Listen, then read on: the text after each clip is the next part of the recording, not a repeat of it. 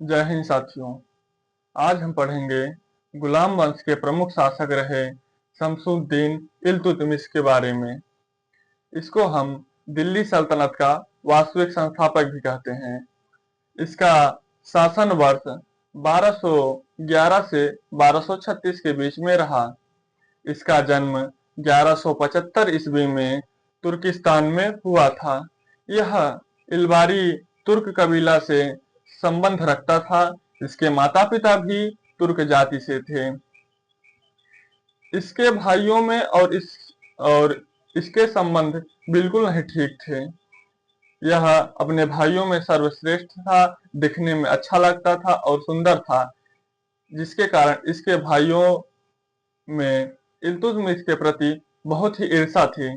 इसलिए इसके भाइयों ने इसे बुखारा के व्यापारियों के हाथ में बेच दिया।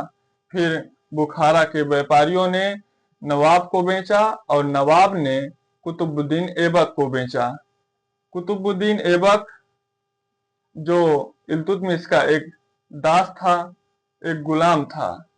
तो एक गुलाम ने एक गुलाम को खरीदा, इसलिए इल्तुतमिश को गुलामों का गुलाम भी कहा जाता है। तो परीक्षा की दृष्टि से यह प्रश्न बहुत ही महत्वपूर्ण है।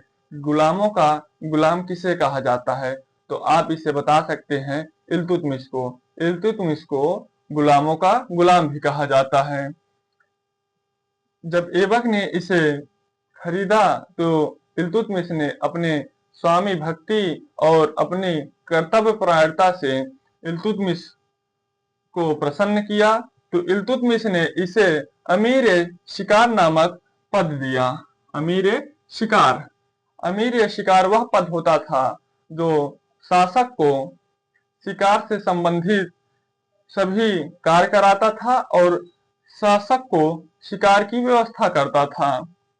आगे इल्तुतमिश का प्रभाव इतना बढ़ा कि कुतुबुद्दीन ऐबक ने अपनी पुत्री का विवाह, जिसका नाम कुतुब बेगम, कुतुबुद्दीन ऐबक की पुत्री जिसका नाम कुतुब बेगम था, उसका विवाह इल्तुतमिश के साथ हुआ।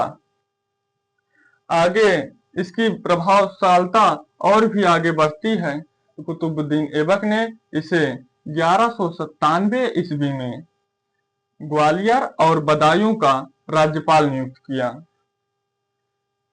आप यह देख सकते हैं कि यह एक दास, जो कुतुबुद्दीन ऐबक ने इसे दास के रूप में खरीदा था, यह अपनी प्रभावशीलता और अपने कर्तव्य निष्ठा से किस प्रकार कुतुबुद्दीन ऐबक के करीब आता जा रहा है। पहले इसे अमीर शिकार का पद दिया गया, फिर कुतुबुद्दीन ऐबक ने अपनी पुत्री का विवाह इल्तुतमिश के साथ किया, फिर कुतुबुद्दीन ऐबक ने इसे बदायूं और ग्वालियर का राज्यपाल नियुक्त किया। उसके आगे जब 1210 ईस्वी में कुतुबुद्दीन ऐबक की मृत्यु होती है, तो उसके बाद इसका शासन आराम शाह को मिलता है। आराम शाह कुतुबुद्दीन ऐबक के बाद दिल्ली की गद्दी पर बैठता है। आराम शाह एक बहुत ही अयोग्य और निर्बल शासक था। जब आराम शाह दिल्ली की गद्दी पर बैठता है, तब बंगाल, पंजाब, सिंध, मुल्तान जैसे आदि राज्यों ने अपने आप को स्वतंत्र घोषित कर दिया और वह आराम शाह की प्रभुत्ता के नीचे नहीं आना चाह रहे थे। इसलिए इल्तुतमिश ने आराम शाह की हत्या कर दी और दिल्ली की गद्दी पर 1211 ईस्वी में बैठा। आराम शाह का शासन वर्ष मात्र 8 महीने का था। जब इल्तुतमिश दिल्ली की गद्दी पर बैठा, उसे राजनीतिक रूप से बहुत ही कठिनाइयों का सामना करना पड़ा, क्योंकि इल्तुतमिश जब गद्दी पर बैठा तो उस समय बंगाल के शासक जो थे अली मर्दन, और सिंध और मुल्तान के जो शासक थे नसरुद्दीन कुबाचा, और गजनी के जो गुरीद वंशी सुल्तान था ताजुद्दीन यालदोज, यह सब बहुत ही विद्रोह कर रहे थे, जिससे इल्तुतमिश को काफी दिक्कत हुई। इल्तुतमिश ने बारी बारी सभी को पराजित किया और अपनी राजनीति एकता को दिखाया। तो सबसे प्रथम उसने गजनी के सुल्तान, जिसका नाम ताजुद्दीन याल्दोज था, इसे पानीपत के तृतीय युद्ध 1215 ईस्वी में पराजित किया। तो परीक्षा की दृष्टि से एक सवाल और भी इसमें बहुत महत्वपूर्ण है कि पानीपत का तृतीय युद्ध कब हुआ था। आप लोगों ने पानीपत का प्रथम युद्ध एवं पानीपत का द्वितीय युद्ध को बहुत पढ़ा होगा और सुना होगा। पानीपत का प्रथम युद्ध 1191 ईस्वी में पृथ्वीराज चौहान और मोहम्मद गोरी के मध्य हुआ, जिसमें पृथ्वीराज चौहान विजयी हुए। और पानीपत का द्वितीय युद्ध पृथ्वीराज चौहान और मोहम्मद गोरी के मध्य हुआ, जिसमें मोहम्मद गोरी विजय हुआ और दिल्ली सल्तनत की स्थापना हुई। परंतु पानीपत का तृतीय युद्ध ताजुद्दीन याल्दोज और इल्तुतमिश के मध्य हुआ, जिसका समय था 1215 ईस्वी में। इस प्रकार इल्तुतमिश ने ताजुद्दीन याल्दोज को पराजित कर गजनी पर अपना प्रभुत्व बनाया। फिर उसके बाद उसने सिंध और मुल्तान के शासक नसरुद्दीन कुबाचा को 1227 ईस्वी में पराजित कर सिंध और मुल्तान पर अपना प्रभुत्व जमाया। फिर उसके बाद इसने बंगाल के शासक अली मर्दन को भी पराजित किया और बंगाल पर भी अपना प्रभुत्व बनाया।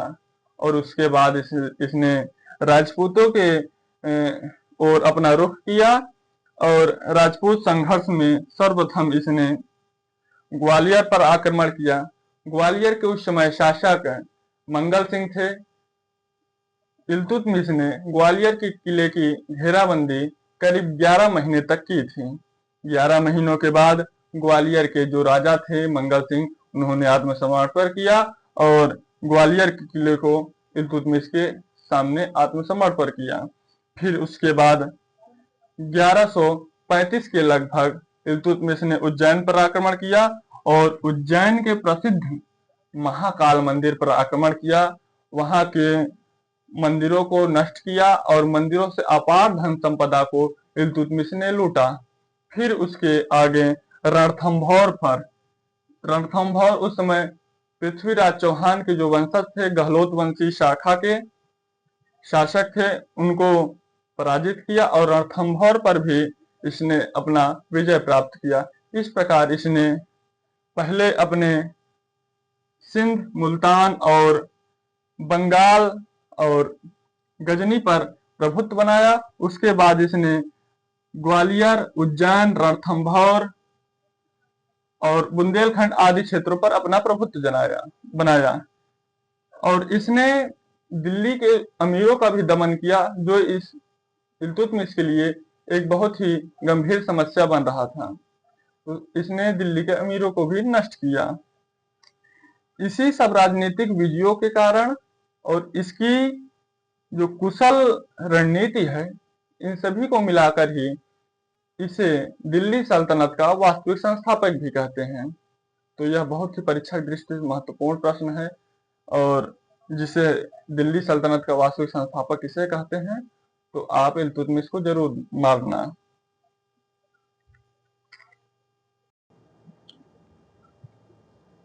अब आगे हम देखेंगे, इल्तुतमिश पहला शासक था जिसने खलीफा से सुल्तान पद की स्वीकृति ली। 1229 ईस्वी में बगदाद के खलीफा से, खलीफा एक धार्मिक पद होता है मुसलमानों में, जिससे इल्तुतमिश ने 1229 ईस्वी में सुल्तान की पदवी ली। फिर इल्तुतमिश का एक बहुत ही महत्वपूर्ण कार्य था, इसने दिल्ली को मंगोलों से सुरक्षित किया। मंगोल राजा चंगेज खान जब मध्य एशिया में ख्वारिज्म पर आक्रमण करता है, तो ख्वारिज्म उस समय के जो शासक थे, ख्वारिज्म शाह का पुत्र जियाउद्दीन मांगबरनी था।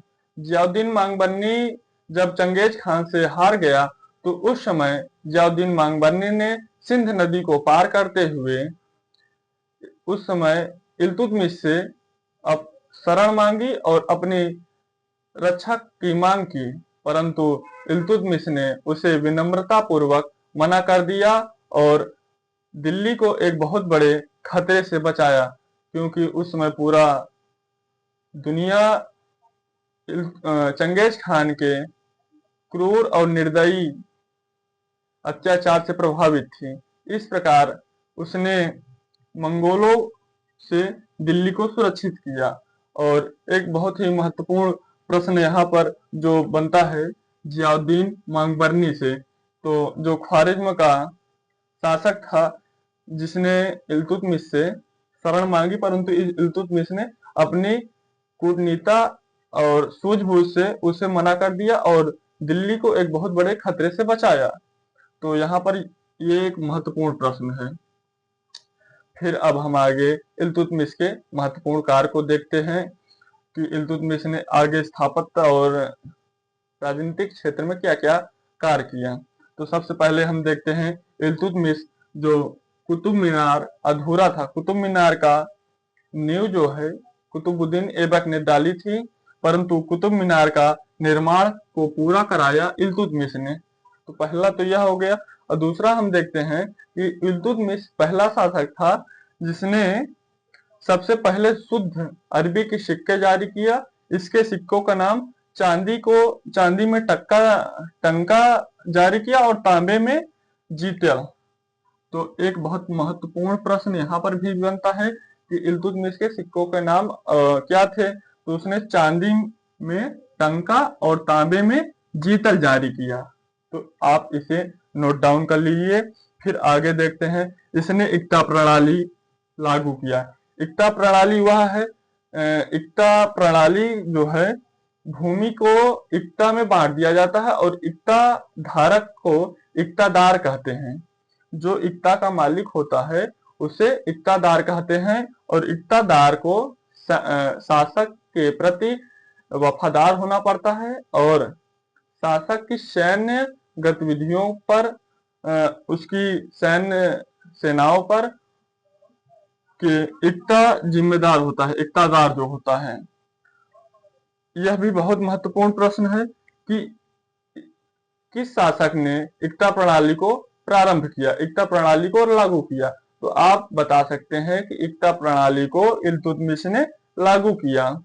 तो सबसे मोस्ट इम्पोर्टेंट प्रश्न ये है, आप इसे कर सकते हैं। और फिर एक मोस्ट इम्पोर्टेंट क्वेश्चन ये भी है, तुर्कान चहलगानी। तुर्कान चहलगानी यह 40 तुर्क सरदारों का एक संगठन है जो इल्तुतमिश ने बनाया था। इसे अपनी प्रशासनिक कार्य और सैन्य कार्यवाही तमाम अपनी मदद के लिए इसने 40 गुलाम तुर्क सरदारों का संगठन बनाया जिसे तुर्कान चहलगानी कहा गया। यह मोस्ट इम्पोर्टेंट क्वेश्चन है, आप इसे जरूर नोट करिएगा। तुर्कान चहलगानी को किसने बनाया? तो आप कहिएगा इल्तुतमिश ने। इस प्रकार हम इन सभी बातों को देखते हुए राजनीतिक, धार्मिक और इसकी आर्थिक नीतियों सब पर विचार और विमर्श करते हुए हम एक बात पर कह सकते हैं कि इल्तुतमिश दिल्ली सल्तनत का वास्तविक संस्थापक था और इसकी मृत्यु 1236 ईस्वी में हुई। और यह एक कुशल शासक और कुशल सेनापति था। तो आज की वीडियो में बस इतना ही। इस छोटे से वीडियो में हम संपूर्ण इल्तुतमिश से संबंधित पूरे महत्वपूर्ण क्वेश्चनों पर बात कर चुके हैं। इल्तुतमिश के वन डे एग्जाम जो होते हैं इससे बाहर क्वेश्चन कहीं नहीं जाएंगे। मैं दावे के साथ कहता हूं, मैंने जितना पढ़ाया इससे बाहर का कुछ भी नहीं पूछा जाएगा वन डे एग्जाम में।